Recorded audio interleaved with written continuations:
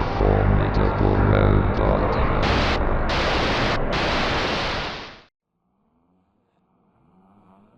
Back in 2012 when I was a kid, I had a fascination with devices like smartphones and tablets. I dreamed of owning one, imagining all the games I could play, videos I could watch, and worlds I could explore. The following year, my wish was granted. My parents surprised me with a small tablet. Its screen was cracked when I earned it, and it wore a quirky case adorned with cat ears. To this day, I never did learn where they found it. Perhaps it was from a yard sale. However, the tablet wasn't made by any popular brands like Apple or Samsung. Instead, it was from a barely known brand called Nekotech, which is defunct. The device came with pre-installed apps and games that are hard to find nowadays, like the original Angry Birds and an early version of Talking Tom.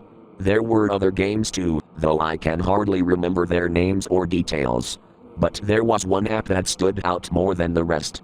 It was called Little Pretty Kitty, made by a company known as Soundeffects Studios. I seemed to have the only copy of it. None of my friends had heard of it. The app icon was innocent enough, a strangely wide-eyed pink cat on a yellow background. The design is just a little unsettling.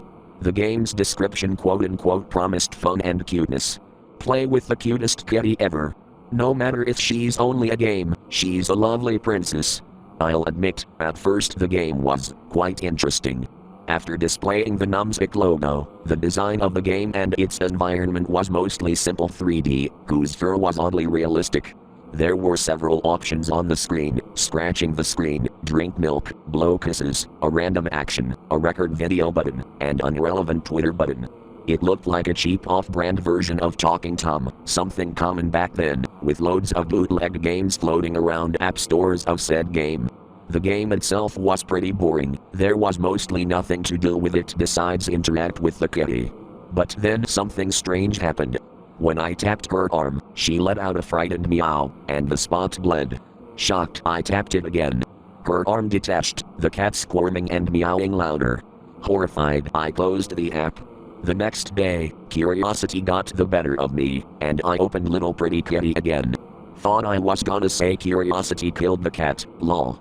The Soundeffects logo appeared as usual, but now the kitty was on screen, crying, her arm still missing. I felt terrible for her, even though she was just a character in a game.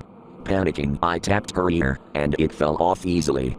Her crying intensified, making drop the tablet on my bed and hid it deep in my closet, vowing not to touch it again for a long time. Nearly 3 years passed before I found the tablet while packing to move. However, I didn't recall at first why I'd abandoned it. My curiosity ignited again, and I powered it up. The game was still installed. This time when I launched it, a blank white screen greeted me. No kitty, no sounds, just emptiness. I thought about selling the tablet, app included, but moving kept me busy and the moment slipped away. As for Soundeffects Studios, I heard the company mysteriously shut down in 2014. No reasons were ever given. Years later, I still love devices, though now I'm cautious. Technology can be dazzling on the surface, yet sometimes the darkest shadows lurk behind the brightest lights. You never know what you'll stumble upon.